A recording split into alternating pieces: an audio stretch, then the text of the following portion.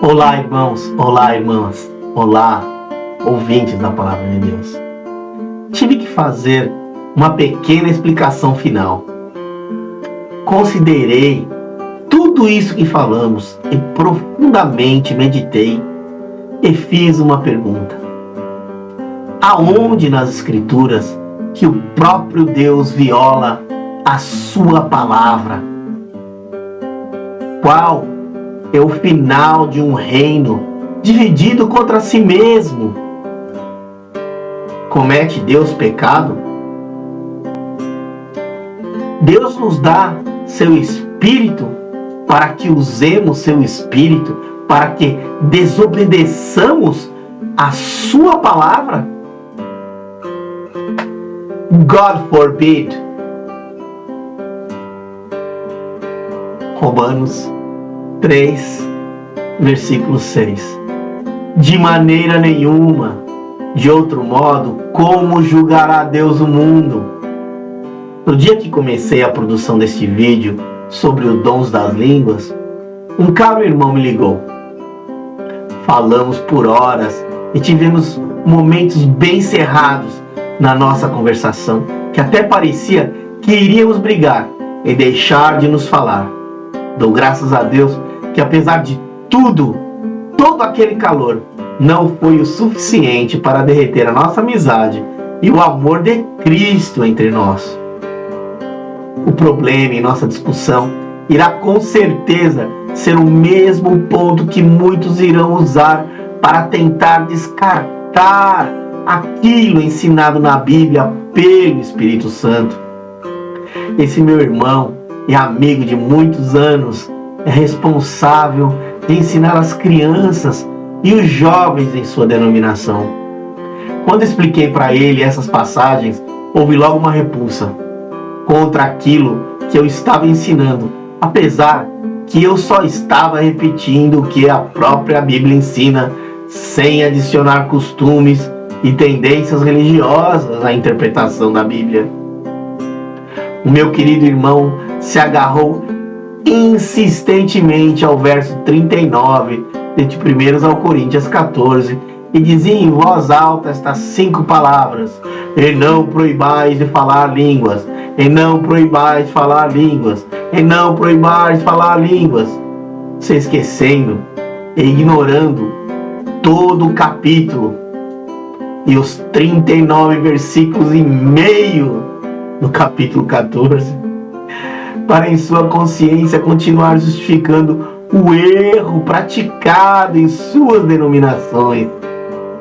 Insistentemente falei para ele: você defende a Cristo ou a sua denominação? A verdade bíblica ou seus costumes adquiridos em sua denominação? Várias vezes o meu querido e amado amigo tentou trazer à tona como justificação as experiências de consolação supostamente obtidas por todos os participantes do culto em sua denominação, até crianças que, falando em línguas, foram consolados. Irmãos, eu não duvido que Deus possa dar dons aos homens, mas tenho a certeza que o Espírito Santo não irá ensinar um determinado comportamento para ser observado pela igreja, para depois ir contra a sua própria palavra e ensino. Eu não duvido da sinceridade que as pessoas têm no momento que têm essas experiências, mas sinceridade, apesar de ser uma virtude moral, pode ser usada incorretamente se o objeto a qual esta sinceridade é aplicada estiver errado.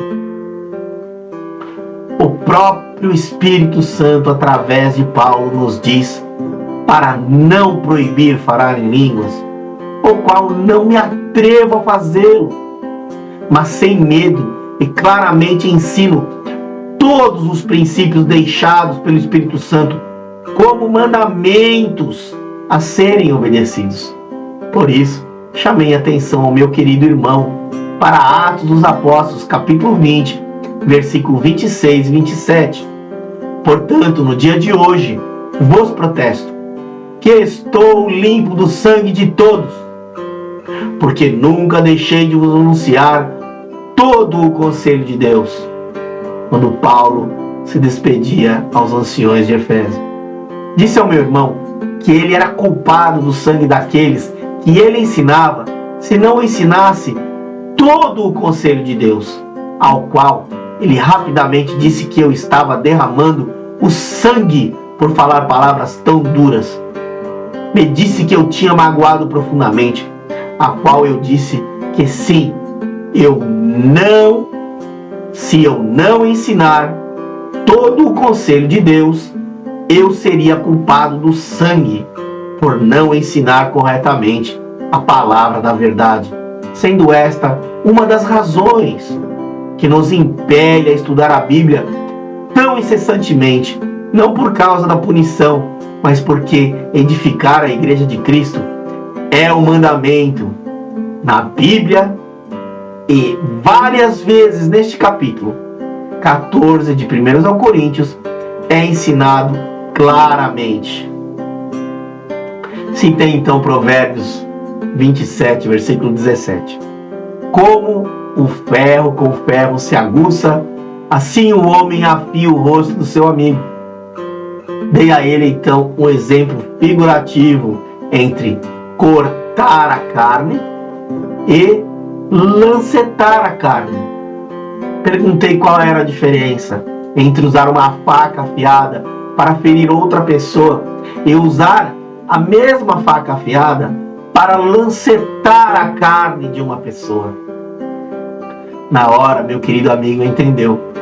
Como filhos de Deus, de forma alguma queremos ferir alguém, ferir nossos irmãos, mas se for preciso, usar da palavra da verdade, que penetra até a divisão da alma e do espírito, e das juntas e medulas, e é apta para discernir os pensamentos e intenções do coração, para lançar e esvurmar tudo aquilo que traz dano ao corpo de Cristo, sua igreja, os membros do seu corpo. Em nenhum lugar temos o direito de interpretar a Bíblia segundo o desejo do nosso coração, mas segundo a reta justiça que claramente é explicado nas páginas da Bíblia. Portanto, se o teu olho direito te escandalizar, arranca-o e atira-o para longe de ti, pois te é melhor que se perca um dos teus membros do que seja todo o teu corpo lançado no inferno.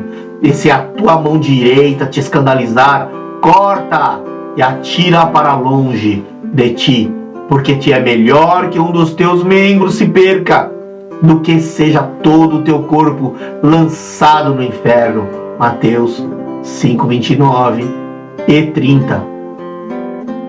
Cristo aqui usa uma fala hiperbólica ou exagerada. Nos ensina a gravidade que é ir contra a palavra de Deus. Não temos o direito de dar valor aos nossos próprios olhos mais do que a palavra de Deus. Mais valor às nossas próprias mãos mais do que a palavra de Deus. De forma que, se na sua denominação ou clube social religioso você quer dizer que é espiritual ou profeta e não segue e obedece aos ensinamentos em Coríntios 14, você claramente está se enganando e enganando aqueles a quem ensina. 1 Coríntios 14, 37.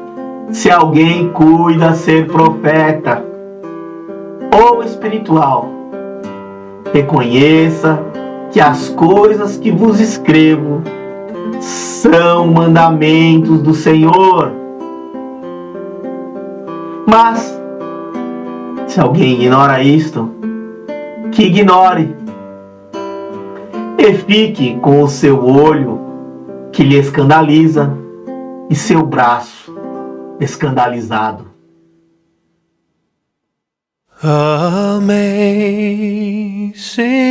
grace, how sweet the sound that saved a wretch like me.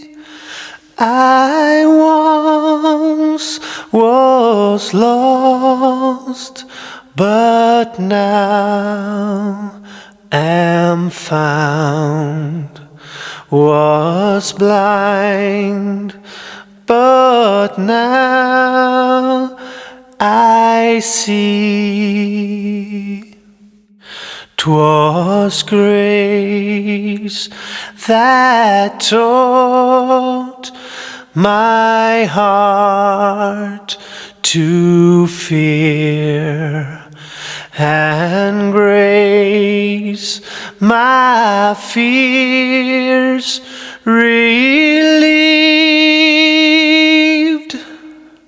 How precious did that grace appear the hour I first believed.